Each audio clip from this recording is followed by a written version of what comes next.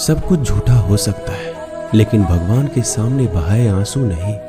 प्रेम का मतलब सिर्फ प्रेम नहीं होता, प्रेम का मतलब सम्मान और विश्वास होता है। वह सम्मान और विश्वास जो प्रेम से परे है। जब आप प्रभु के साथ जुड़ जाओगे तो आपकी परीक्षा आरंभ हो जाएगी। कुछ लोग इसे दुख समझते हैं तो कुछ लोग प्रभु की कृपा। छल, कपट, पाप का फल इसी धरती पर भोगना पड़ता है। याद रखना, समय किसी को क्षमा नहीं करता। सफलता का मतलब यह नहीं कि आपको किसी दूसरे से बेहतर बनना है, बल्कि सफलता का मतलब है जो आप अभी हैं उससे बेहतर बनना। वो कठिन परीक्षा लेता है मगर सहन करने की शक्ति भी देता है। आपकी जिंदगी में कुछ नहीं बदलेगा जब आप खुद को नहीं बदलेंगे। मुंह पर सच बोल देने और गुस्सा कर लेने वाले लोग उन लोगों से करोड़ों गुना बेहतर है जो आपके सामने कुछ और है और पीठ पीछे कुछ और है। किसी का दर्द समझने के लिए इंसान के अंदर का इंसान होना जरूरी है। कौवा कोयल की आवाज को दबा सकता है मगर खुद की आवाज मधुर नहीं बना सकता।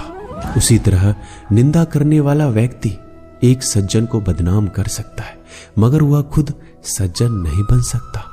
अगर अकेलापन है तो उसे एक वरदान समझो, क्योंकि परमात्मा ने तुम्हें खुद में सुधार लाने का थोड़ा अधिक समय दे दिया है।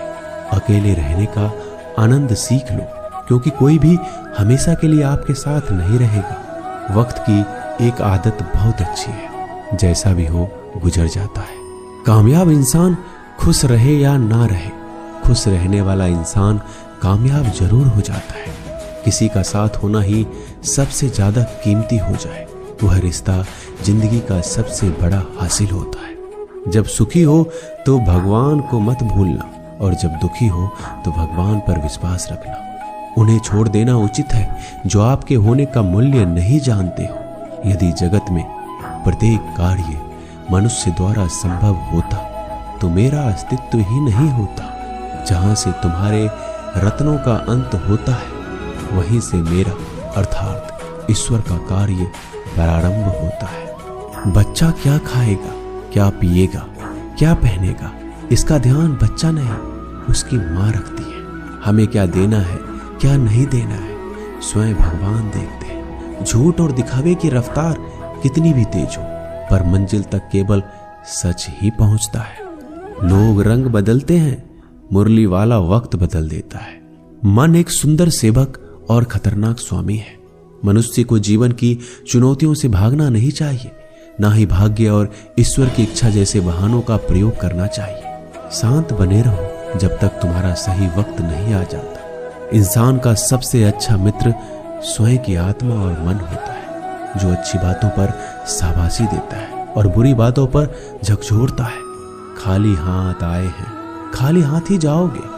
आज जो तुम्हारा है कल किसी और का होगा, इसलिए तू जो कुछ भी करता है उसे भगवान को अर्पण करता चल। स्वास्थ्य सबसे बड़ा उपहार है, संतोष सबसे बड़ा धन है, वफादारी सबसे बड़ा संबंध है। छल करोगे तो छल मिलेगा, आज नहीं तो कल मिलेगा। जियोगे जिंदगी सच्चाई से तो सुकून हर पल मिलेगा। उपवास हमेशा अन्न का ही क्यों, लोभ, लालच, घृणा, चुगली, क्रोध और गंदे विचारों का भी होना चाहिए। मन का संकल्प और शरीर का पराक्रम यदि किसी काम में पूरी तरह लगा दिया जाए तो सफलता अवश्य मिलती है। भाग्य के दरवाजे पर सर पीटने से बेहतर है कर्मों का तूफान पैदा करें, दरवाजे अपने आप खुल जाएंगे। क्रोध की अवस्था में भ्रम जन्म लेता है, ब्रह्म बुद्धि को नष्ट कर देता है। बुद्धि के नष्ट होते ही व्यक्ति का पतन हो जाता है। पानी मर्यादा छोड़े तो विनाश होता है, यदि वाणी मर्यादा छोड़े तो सर्वनाश होता है। किसी को धोखा देना एक कर्ज है जो आपको किसी और के हाथों एक दिन जरूर मिलेगा। कलयुग है, हमेशा तैयारी के साथ ही रहना। मौसम और इंसान कब बदल जाए इसका कोई भरोसा नहीं। भगवान कहते हैं तुम मेरी ओर देखोगे, मैं भी तुम्हारी ओर देखूंगा। तुम जिस भाव से मुझे याद करोगे उसी भाव से मैं तुम्हारे पास आऊंगा। बदला लेने के लिए मत सोचो, आराम से बैठो। जिन लोगों ने आपके साथ बुरा किया है अंत में उनके साथ भी बुरा ही होगा। इस दुनिया में जुनून जैसा कोई आंख नहीं है, मूर्खता जैसा कोई जाल नहीं है, नफरत जैसा कोई दरिंदा नहीं है और लालच जैसी कोई धार नहीं है। प्रसन्नता का कोई मार्ग नहीं है, बल्कि प्रसन्नता ही एक मार्ग है। अगर आप सही दिशा में हैं तो चिंता मत कीजिए, बल्कि उस दिशा में चलते रहिए। ऐसा करने से अवश्य ही आप अपने लक्ष्य को प्राप्त कर लेंगे। इस पूरी दुनिया में सबसे ज्यादा कीमती है समय, इसलिए बर्बाद ना करें, नहीं तो अंत में आपको पछतावे के अलावा कुछ नहीं मिलेगा। जिंदगी में अपनी तुलना किसी से मत करो। जैसे चांद और सूरज की तुलना नहीं की जा सकती, क्योंकि दोनों ही अपने वक्त पर चमकते हैं।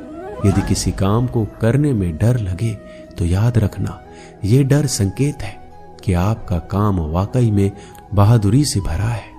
ख्वाब जिनके ऊंचे और मस्त होते हैं, इम्तिहान भी उनके जबरदस्त होते हैं, हौसले भी उनके कई बार पस्त होते हैं, लेकिन जुनून में वह बदमस्त होते हैं।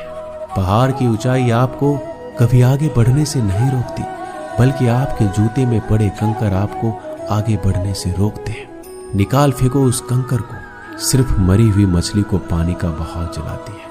जिस मछली में जान होती है वो मछली अपना रास्ता खुद बनाती है। अपने हौसले को ये मत बताओ कि तुम्हारी परेशानी कितनी बड़ी है, अपनी परेशानी को बताओ कि तुम्हारे हौसले कितने बड़े हैं। सफल वो नहीं जो अपने दुश्मनों पर विजय प्राप्त करता है, बल्कि सफल तो वो है जो अपनी इच्छाओं पर भी विजय प्राप्त करता है। अगर केवल इसलिए आपने अपने सपनों पर काम करना बंद कर दिया है क्योंकि किसी को लगता है कि आप उसे नहीं कर सकते, तो वो आपका सपना नहीं है, वो बस आपकी एक छोटी सी इच्छा है। जो लोग आपको नजदीक से नहीं जानते, उनकी बातों को दिल पर मत लो, आगे बढ़ो और कुछ करके दिखाओ। जिंदगी में अच्छे लोगों की तलाश मत करो, बल्कि खुद अच्छे बन जाओ। आपसे मिलकर शायद किसी की तलाश पूरी हो जाए। यदि आप उड़ नहीं सकते तो दौड़ो, यदि आप दौड़ नहीं सकते तो चलो, अगर आप चल नहीं सकते तो रेंगते हुए चलो, लेकिन हमेशा आगे बढ़ते रहो। एक बार गुरु ने अपने शिष्य से पूछा, क्या आप जानते हैं